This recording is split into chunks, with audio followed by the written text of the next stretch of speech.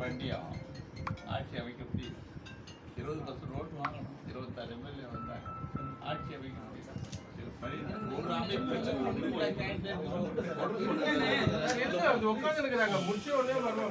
சொல்றது கவனிங்க ப்ளீஸ்.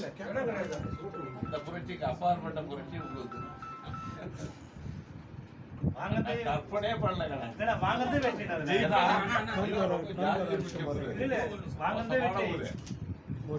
கல்ல முத்திரைய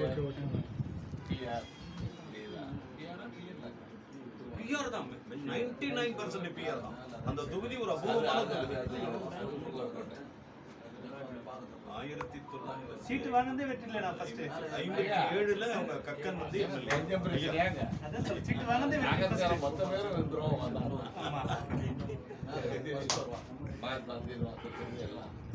இந்த தலைவர் தனி கட்சியே ஆரம்பிச்சிட்டான்.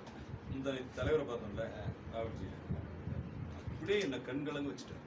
உள்ள இருந்து அப்படியே நேரம் வந்து பிரதர் அவையூ அப்படின்னு கட்டி பிடிச்சாங்க. மறக்கவே முடியாது.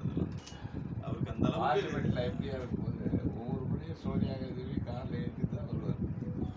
அப்படியே அமெரிக்கன் மாதிரி நிற்பார் பக்கத்தில்.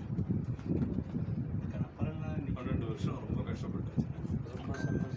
2009 கஷ்டத்துக்கான பலன் தானா இது? 14 விட்டீங்க. நமக்கு காசு பணம் சேர்க்கணும்னு ஆசை எல்லாம் கிடையாது. ஜனங்களுக்கு வேலை சேர்க்கணும். எந்த கட்டத்திலேயே மக்கள் தொடர்பு போடவே இல்லை. வேலை செய்யறது நமக்கு ஆசை. கூட போறதுதான் கஷ்டமே தவிர யாரையுமே தொடர்பு போடவே இல்லை. வெகுஜன அரசியலுக்கு ரொம்ப முக்கியமானது. பேசணும், மக்களை கவர்றது. போய் நேரூர்ல போய் மக்களை கவர்ந்து ஓட்டு வாங்கி அதிசயம். இது கரெக்டாக எழுதியிருந்தாங்க. சுமூக ரிப்போர்ட்டில் எழுதியிருந்தாங்க. கரெக்டாக எழுதியிருந்தேன். நான் உங்களுக்கு பற்றி காமிச்சேன். சாதாரண மாவட்டத்திலிருந்து இருக்கீங்களாங்க? கிளம்பிடுவோம். கரெக்டா 1:30 கிளம்பணும். கூட்டம் எல்லாரையும் பாருங்க.